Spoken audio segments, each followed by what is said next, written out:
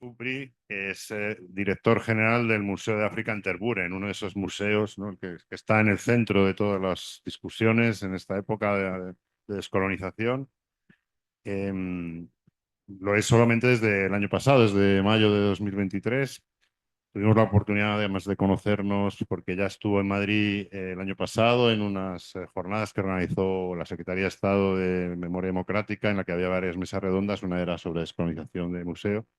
Estuvo también la colega directora del Museo Trotten, ¿no? de Ámsterdam, de Netherlands, y la directora del Centro Memorial de las Víctimas de la Esclavitud o de la Trata de Personas de Francia.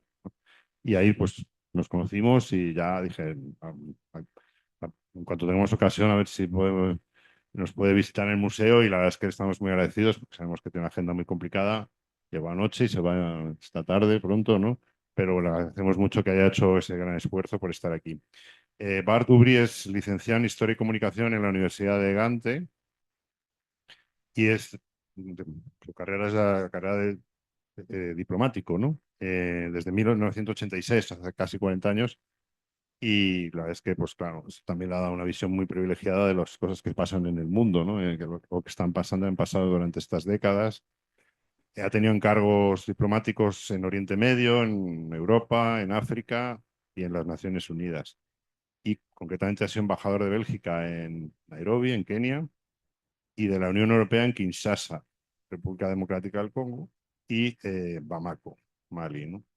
Durante toda su carrera diplomática ha estado interesado en por contribuir o fomentar la cooperación cultural y científica, lo cual yo creo que le ha dado el perfil, ¿no?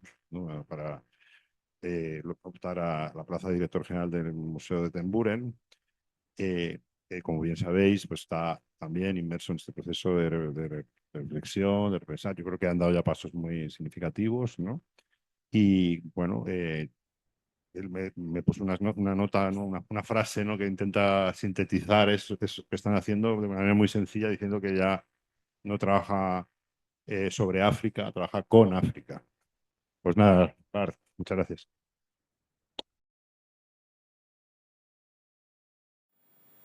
Buenos días, yo no voy a intentar hablar en español. Recuerdo que mi profesor me dijo, no es posible, cuando no me había aprendido bien la lección. Así que bueno, yo me voy a quedar con el inglés. Voy a dar un poco de contexto, yo también soy historiador y aquí, como podéis ver en la foto, hay que saber algo sobre historia, pero sí que creo que si se mira a través de una ventana es importante tener en cuenta que como museos tenemos que reinventarnos, tenemos que hacerlo en general, pero especialmente cuando trabajamos en un contexto colonial, porque hay que revisarse a uno mismo. En primer lugar vamos a hablar de geopolítica. Creo que los cambios que vemos hoy en día no son cambios neutros, están ligados a la geopolítica, porque hay una lucha de poderes actualmente y tenemos que entender que como occidentales, especialmente como europeos, nuestra situación en el planeta no es la que era. Nos guste o no, creo que algunas de nuestras dificultades que tenemos como museos están relacionadas con esto. Hay gente en nuestra audiencia que no les gusta esto y esto significa que tenemos que reconocer esta situación. Solo quería dar un poco de contexto sobre historia. Este fue nuestro primer rey belga. Bélgica es una nación bastante joven, relativamente, y este rey tuvo que aceptar 9 años después de ser un estado que Bélgica eh, era un estado temporal. Así que si Leopoldo II ya empezó en 1860, la foto no es muy buena, pero esto es de 1860, cuando no había ninguna charla sobre el Congo, cuando la exploración al interior de África solo había empezado. Leopoldo II ya estaba buscando tener una colonia en cualquier lado. Desarrolló 50 proyectos diferentes y al final el Congo fue el que le funcionó. Y en 1860 podemos ver que dio una placa, esto debía ser una parte del Partenón, que se le dio al ministro de Finanzas, y abajo del medallón dice Il faut à la Belgique une colonie, que significa Bélgica debe tener una colonia. Aquí en 1884 se ve una imagen de cómo se dividía África, ¿no? Y si vemos una imagen de África, si vemos aquí cuál es Europa occidental, más o menos vemos ahí que está en la parte del Congo. Bélgica tuvo éxito a la hora de obtener en la división de África una porción bastante grande. Avanzamos ahora y vemos un presidente muy conocido, aún hoy en día creo, el presidente Nixon, con el presidente del Congo. Y la importancia de la forma que miramos hacia África en el siglo XX aún seguía siendo la idea de la Guerra Fría, de la lucha de poderes. Y en este momento el presidente Mobutu era parte de esta lucha de poderes. Creo que fue Nixon el que dijo que es un bastardo, pero es nuestro bastardo. Este es el contexto. No quiero hablar demasiado de las políticas de poder hoy en día, pero tenemos que admitir que están cambiando. Asia ha emergido, Latinoamérica ha emergido y actualmente se considera cada vez más un continente emergente. Esto significa que tenemos que revisar nuestras ideas tanto en ICOM y en nuestros museos. Hace unos 20 años mi predecesor empezó en este museo y se dio cuenta de que desde los 60 no habíamos cambiado la distribución de nuestro museo. Y esto era un museo que había creado Leopoldo II. Fue un museo que hasta 1960 era parte del Ministerio de las Colonias. Así que teníamos un trabajo colosal por delante. Y nos dimos cuenta de que en nuestro museo teníamos muchas imágenes coloniales. Ya solo el edificio. Este edificio no es neutral. Es un edificio que parece un palacio.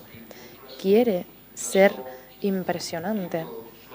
Así que las personas de la diáspora, personas de África que entran en este lugar, se sienten sobrecogidos, se sienten impresionados, y era el objetivo. Esta es la parte inicial del museo que podemos ver. Vemos a personas medio desnudas, vemos muchas armas, vemos la visión de África que se ha creado. Una de las imágenes que teníamos, y otros que conocen bien los clásicos deberían reconocer a Tintín en el Congo. Y lo que vemos detrás de Tintín es al hombre de negro y de Laputman, y esta estatua la podíamos ver en la entrada del museo. Era lo primero que se veía. Y sí, había una fraternidad de Anuto, pero en la máscara de Laputman no veíamos ningún rastro de sangre. Pero la imagen de Laputman matando a personas blancas o a personas negras probablemente no es correcta. E igualmente hay que empezar a construir una visión de África basándonos en el Laputman. Lo que hicimos era el hombre leopardo, me refería al hombre leopardo. Y esta no es la visión que queremos dar de África. Y cuando yo tomé responsabilidad del museo hace como 1 año y medio, lo primero que las personas ven en el sótano son muñecas postcoloniales, son esculturas. Entonces decíamos, bueno, pues estas son esculturas muy bonitas, ¿no? Esto es algo representativo de África. Pero ahora intentamos mostrar estas imágenes de una forma que las personas entiendan mejor que son estereotipos. ¿Por qué son estereotipos y por qué se está simplificando la imagen de África? Porque a menudo se les estereotipa de una forma negativa. Aquí vemos una imagen en el hall central, la parte más prestigiosa del museo, la rotonda principal. Y aquí en una cortina vemos que hay una cortina y vemos que hay algo detrás. Vemos una cortina, una parte más de lo que veríamos de cualquier mujer en las artes. Está bien vestida, está tocando un instrumento musical y parece que tiene una posición muy distinguida. Y aquí vemos la imagen de la era colonial del museo. Hay personas que dicen, bueno, es una mujer muy guapa, sí, pero está siendo erotizada. Y a pesar de que esto puede que haya ocurrido a veces también en el arte europeo con personas europeas, esto es algo que vemos sistemáticamente en todos nuestros museos. El problema es que nos habría gustado quitarla, pero los servicios de patrimonio nos dijeron que no podíamos quitarla. Así que la imagen sí sigue ahí, pero con una cortina y con una contextualización. No es por elección propia. Imagino que si hubiéramos tenido la elección la habríamos quitado. Dejarla ahí de alguna forma también nos da una ventaja. Da una ventaja cuando tenemos grupos que visitan el museo. Si tenemos un mediador que nos pueda explicar qué es la estereotipificación, qué es una estereotipificación negativa, creo que estamos haciendo un buen trabajo para no contribuir con ello. Creo que debo decir que como director del museo, las cortinas nos ayudan, nos dan una señal, como diríamos en francés, de que hay un pudor. No es que queramos mostrarlas sin más, pero aún así esto pasa y se nos critica por cómo está distribuido nuestro arte actualmente. Y esto nos lleva a varias imágenes. Vi esta imagen en Viena y me sorprendió mucho. Es una imagen que de nuevo muestra a los africanos como víctimas. Por supuesto, las intenciones son muy buenas, pero los africanos quieren ser mostrados así. Personalmente creo que esta foto en Viena no la he visto en Bélgica. En Bélgica quiero pensar que el sector humanitario ya no haría esto, pero durante mucho tiempo este tipo de imágenes nos han llegado de ONGs, del sector humanitario, que puede que tuvieran las mejores intenciones, pero ¿cuál es el efecto de estas imágenes en África y en los africanos? Lo que hacemos en un museo, una de nuestras salas principales hoy en día, y que la vemos al principio en la entrada, es nuestra sala sobre el racismo. Es la sala en la que intentamos dar contexto y un poco de comprensión sobre qué es el racismo, cómo llegó. Aún no está lista al completo, aún sigue siendo parte del museo, pero seguimos buscando mejores formas de dar un mensaje. Porque hasta cierto punto ya hemos reconocido que la parte colonial de Bélgica es problemática, pero tenemos que reconocer que hoy en día en nuestra sociedad existe el racismo. Y si queremos ser un museo que participa con la sociedad de hoy en día, tenemos que hablar sobre el racismo. Es algo que está aceptado de forma general. Por ejemplo, tenemos una colaboración con la Federación de Fútbol y han venido fans del fútbol que han llevado a cabo faltas de respeto racistas en el campo de fútbol y los traen a este museo. Y vemos que en general las reacciones son muy positivas. Salen de la visita con una visión que se ha evolucionado, con más información. Y creo que ahí es donde los museos pueden desempeñar un papel muy importante a la hora de cambiar la sociedad. Ya hemos hablado sobre la restitución, Hannah ya ha hablado sobre la restitución. Y es un tema muy candente actualmente en nuestros museos. Porque actualmente en nuestro museo, 2/3 de nuestro museo es de origen colonial, del Congo. De estos 2/3, de nuevo, 2/3 se recolectaron antes de la Segunda Guerra Mundial. Esto era el periodo del Estado Libre del Congo, cuando el rey Leopoldo II más o menos podía gestionar el Congo como casi su propiedad privada. Así que la procedencia de parte de nuestra colección es algo que crea mucha controversia. Y Hannah, me ha encantado cuando has dicho esto es complicado para los museos y para sus trabajadores. Yo cuando he visto muchos museos, he visto museos en los que los trabajadores dicen, bueno, trabajo en un museo que crea mucha controversia, pero yo quiero cambiar eso. Yo creo que intentamos ser un museo excelente trabajando sobre un pasado que crea controversia y sobre un presente que crea controversia, pero no deberíamos considerarnos a nosotros mismos como los creadores de la controversia. Creo que es importante que como trabajadores, si vas a tu trabajo por la mañana, deberías estar orgulloso de lo que haces, no deberías avergonzarte de lo que haces, y creo que esto es una prueba que tiene que pasar cada museo. ¿Podemos estar orgullosos de lo que hacemos cada día?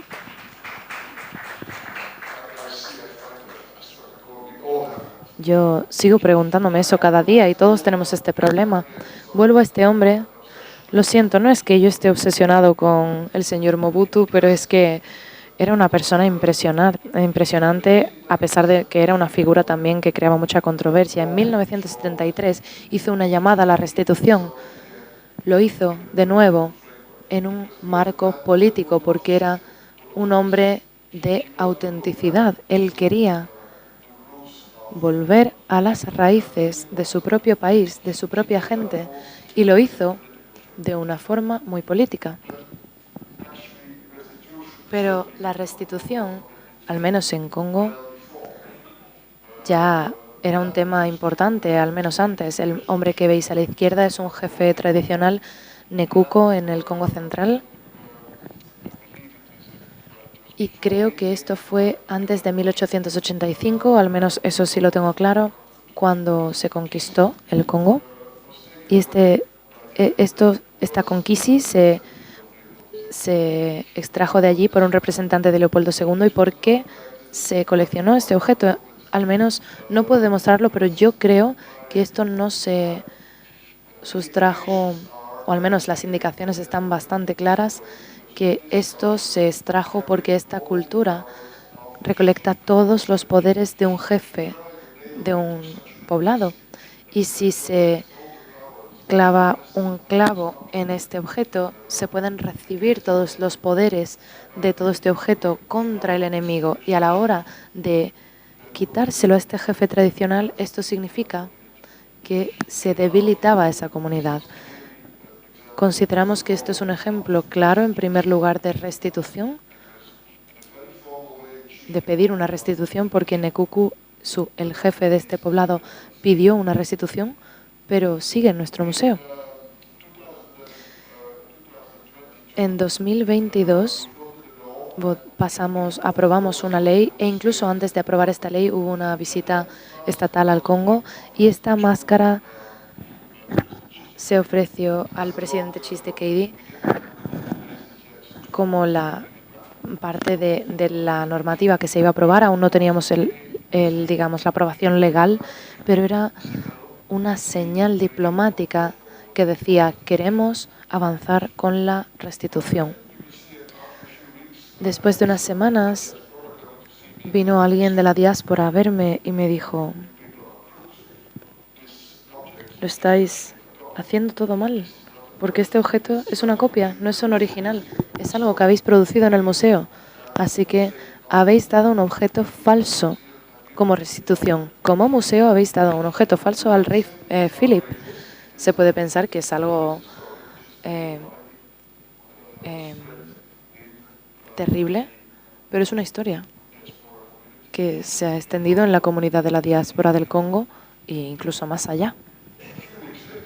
Unas semanas después, un funcionario del Ministerio de Finanzas nos dijeron: este préstamo de largo plazo, este objeto se vendió hace unas semanas en un metro de Nueva York, y me mandó un artículo completo que estaba bien escrito, pero por supuesto esto es algo enfurecedor porque esta es una máscara Kakungo y quizás solo hay 30 o 40 objetos como este presentes en los museos. Muchos de ellos no sabemos si existen porque puede que estén en los mercados privados, pero en unos segundos se había identificado esta máscara porque estaba bien documentada. Así que bueno, esta historia es enfurecedora. ¿Y por qué cuento esto? Porque nos demuestra que respecto a la restitución hay un contexto político, es algo controvertido, y si no se comunican bien, si no se utiliza el tiempo necesario para hablar con las comunidades, no vamos a hacer un buen trabajo. Sigo reconociendo que esto probablemente este era un gesto simbólico e importante del rey Felipe, pero se decidió en unos días, porque bueno, estaba en el contexto de la preparación de la visita estatal, entonces esto ocurre rápidamente. La decisión se tomó sin una consulta e incluso hoy en día yo sigo notando los efectos de esto. No hicimos un buen trabajo, no decidimos sobre esto de forma conjunta con la comunidad, con las personas relevantes a nivel estatal. Esto es un ejemplo de cómo no hacer las cosas bien. Tenemos también una exposición sobre investigación de procedencia y les pedimos a las personas que hagan esto. Esto es algo que se ve muy claramente aquí. Tenemos una votación. La votación principal es que los objetos deberían ser devueltos a los dueños originales, las familias o las comunidades. Y debo admitir que esto es extremadamente difícil. He recibido muchas visitas de comunidades religiosas y a veces estos jefes tradicionales dicen que son el rey o el jefe tradicional de esa comunidad. Así que el sistema de la comunidad, o digamos el sistema tribal, aunque solemos evitar esa palabra en nuestro museo, de forma de reparación, cuando se contacta con estas comunidades es muy difícil comunicarnos con ellas. Así que para nosotros esto significa que la ley que aprobó el Parlamento en 2002 nos dijo que tenemos que hacer la restitución con los estados, pero si estas autoridades, por ejemplo, los antiguos estados coloniales, ahora Congo, no trabajan en una institución que trabaje con las comunidades, esto puede llevar a tensiones. Incluso algunos dicen que, por ejemplo, la máscara Kakungo puede haber sido el desencadenante de algunos conflictos armados en la provincia del Congo Central. Y este proceso tiene que llevarse a cabo con el máximo cuidado y teniendo en cuenta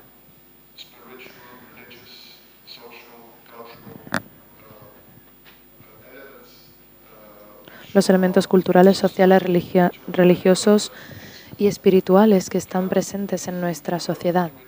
Si no lo hacemos bien, todo el proceso puede resultar en un resultado equivocado. Y puede que sea la razón por la que hoy en día el Estado congolés aún no se ha posicionado públicamente sobre la restitución. Hubo una propuesta por el Estado belga de llevar a cabo un tratado para poder crear un marco de trabajo en el que tuviésemos una comisión de trabajo conjunta que aconsejara sobre los diferentes objetos. Y esto, al menos de momento, no se ha concluido, no se está ni siquiera hablando de ello, y por la parte congolesa seguimos esperando su enfoque, que quizás pueda ayudarnos a acercar a las personas en lugar de dificultar más la situación. También confirmo que la investigación de procedencia sigue siendo muy importante. Hemos invertido mucho en esto y hemos hecho esto con las comunidades en el Congo, y es la única forma de hacerlo porque nuestros archivos están en silencio sobre cualquier cosa de las colecciones antes de la Primera Guerra Mundial. Sobre el 90% de sus artículos no sabemos nada, y esto significa que del resto tampoco sabemos muchos. Por ejemplo, hay mucha historia oral en el contexto africano, funciona muy bien. También tenemos la arqueología, por ejemplo, y cada vez que hacemos cualquier tipo de trabajo arqueológico, siempre hablamos en primer lugar con las comunidades y muy a menudo saben exactamente lo que ha ocurrido, y a veces incluso en un pasado muy remoto. Quería hablar un poco sobre la descolonización. Considero la misma conclusión que ha hecho Hannah. La descolonización significa diferentes cosas para diferentes actores. En primer lugar, tenemos la diáspora. La diáspora hoy en día, al menos en Bélgica, vemos que puede que conozcáis a Stromae. Está muy presente la diáspora en nuestro día a día, cada vez están más presentes en los medios de comunicación y cada vez están más presentes en el aspecto político, pero quieren avanzar más. Y para ellos, el museo no es necesariamente un objetivo en sí mismo, es una forma que tienen de mejorar y de reforzar su posición en la sociedad. Así que tenemos que aceptar que los activistas, la forma en la que ven a nuestro museo es algo que para nosotros, que para los trabajadores de los museos, no siempre hay una comprensión muy clara de lo que quieren y de cuál es su punto de vista. Y tenemos que entender que hay racismo en nuestra sociedad, así que algunas de las controversias que se han creado no las podemos resolver como museo solos. Tenemos que trabajar de forma conjunta y debo admitir que si tuviese una solución para todo esto, yo me enorgullecería mucho, pero no la tengo. Y me cuesta mucho encontrar una solución. A pesar de que tengamos muchas prácticas positivas y muchas de esas prácticas hoy en día,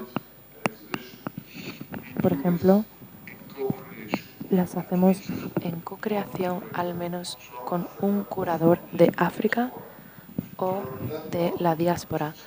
Hay diferentes buenas prácticas, pero ¿resuelve esto todos mis problemas? No, seguimos siendo una institución que depende del ministerio y tengo una junta de directores que, bueno, con ellos intento encontrar soluciones. Por ejemplo, en la junta científica insistí en tener personas libres como los 8 miembros que se identificasen de alguna manera con el contexto de la diáspora. Eso ayuda, pero hay muchas personas que consideran que no es suficiente. Cuando he sido nominado,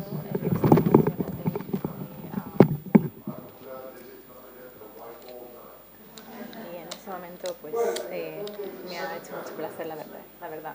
En la segunda categoría,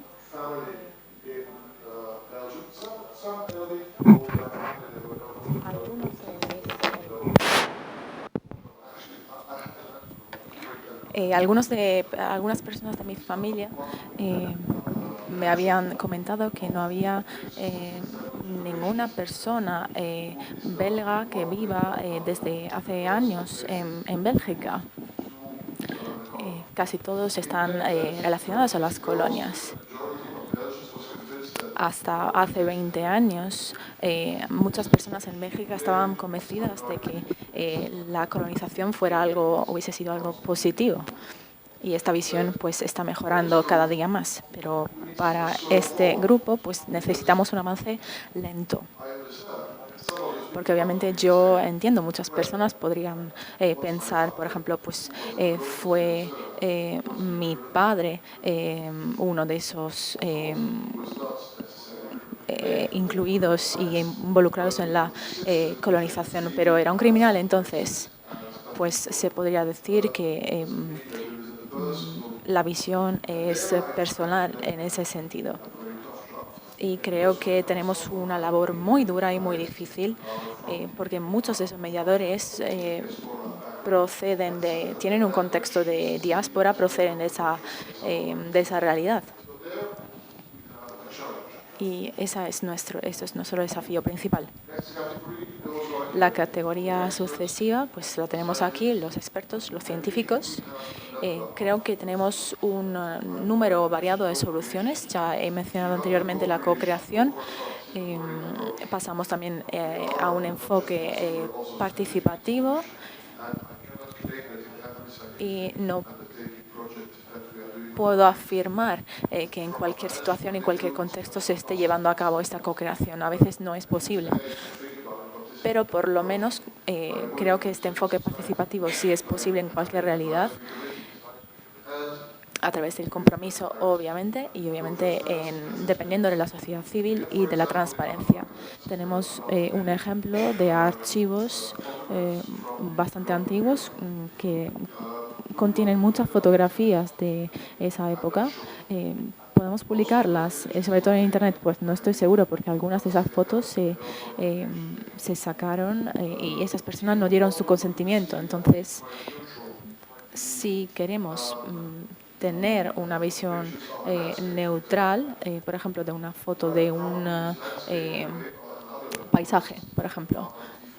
Pues probablemente si cogemos como referencia un paisaje de deforestación, pues sería una comparación bastante útil. Y en este caso, muchas veces decimos que esta persona, por ejemplo, procede de la cultura cubana, pues esto obviamente se contextualiza. Muchas veces tenemos algunas frases que utilizamos muy a menudo, por ejemplo, terminología que se refiere al periodo colonial, pues muchas veces ya no es legítimo y se tienen que no se pueden remover porque si no se perdería parte de la historia. Aquí tenemos la tercera parte, que son los políticos en general. Yo por un tiempo he sido parte de ellos. ¿Qué es la restitución para ellos, para esta categoría? Es un instrumento para mejorar las relaciones con varios estados. Y la pregunta ¿es necesariamente útil? Pues he mencionado antes un ejemplo en el que la diplomacia no ha sido la práctica mejor en ese caso. Entonces, las agendas políticas no son necesariamente las agendas sociales, religiosas o espirituales. No coinciden muchas veces, entonces tenemos que tener mucho cuidado con esto. Pero creo que es una tendencia a largo plazo, sobre todo en Europa, sobre todo la parte de Europa que conozco. Yo soy de Kent y todavía me acuerdo la primera vez que he visto una persona africana. Fue cerca de la universidad, probablemente un investigador, y me acuerdo mirar a esta persona y darme cuenta de que realmente existían, que no era solo algo imaginario que se ve en televisión. Y creo que en este sentido sí tenemos una agenda a largo plazo. No es algo que podamos decir, tenemos que hacerlo. Y en este caso, hablando de la agenda, pues podemos ver estos ejemplos, por ejemplo, los distintos museos en Johannesburg, por ejemplo. La población africana quiere avanzar. No quieren que se les vea como víctimas de la colonización. La colonización es parte de su historia, pero no es la historia entera, total. Y hay muchas críticas que proceden de personas africanas porque aprecian que se les represente, pero no quieren que se les represente solo como víctimas de la colonización. Tienen otros aspectos muy importantes de su historia y también el potencial, la creatividad de lo que es África hoy en día. Y creo que es un desafío para todos nosotros decolonizar, pero al mismo tiempo no quedarnos en nuestra trayectoria y seguir adelante hacia una nueva África. Y creo que he hablado más de media hora, lo siento. Muchas gracias.